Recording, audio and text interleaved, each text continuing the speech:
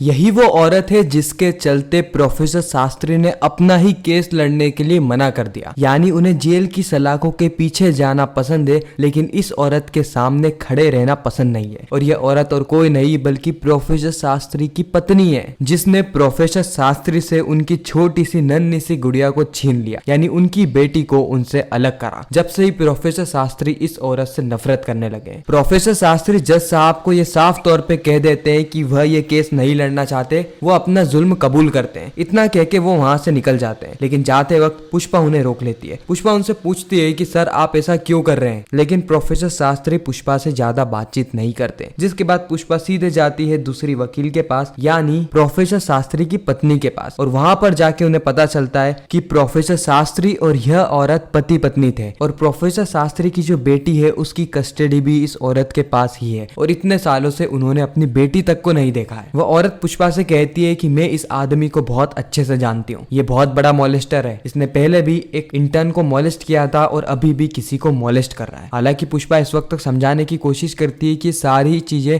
एक षड्यंत्र की तरह प्रोफेसर शास्त्री के ऊपर डाली जा रही है, लेकिन वह औरत कुछ भी नहीं सुनती। जिसके बाद पुष्पा वापस से प्रोफेसर शास्त्री को मनाने जाती है, लेकिन इस वक्त तक पुष्पा के पास एक सबूत था, मिस्टर भटनागर के खिलाफ सबूत और एक सबूत कादम्बरी के खिलाफ। इस वक्त तक पुष्पा प्रोफेसर शास्त्री को कह रही होती है कि सर आपने केस क्यों नहीं लड़ा, आपने केस वापस क्यों लिया। प्रोफेसर शास्त्री कहते हैं कि मैं उस औरत का चेहरा भी नहीं देखना चाहता। पुष्पा कहती कि सर अगर आपने अपने आप को बेकसूर साबित नहीं किया तो जो आपकी बेटी है, जो कि कहीं दूर से ये पूरे ही केस को देख रही होगी, तो वो अपने पिता को क्या समझेगी, एक कायर, एक हारता हुआ इंसान। और ये सारी बातें कहीं ना कहीं प्रोफेसर शास्त्री के दिल पे लगती है। जिसके बाद वापस से निर्णय लेते हैं कि वो कोर्ट में जाएंगे और अपनी पत्नी को मुंह तोड़ जवाब देंगे और इस केस को जीत कर अपने आप को बेकसूर साबित कराएंगे। खैर अभी तक इतनी ही अपडेट है। आने वाली कहानी की अपडेट जानने के लिए हमारे चैनल को सब्सक्राइब करना मत भूलना।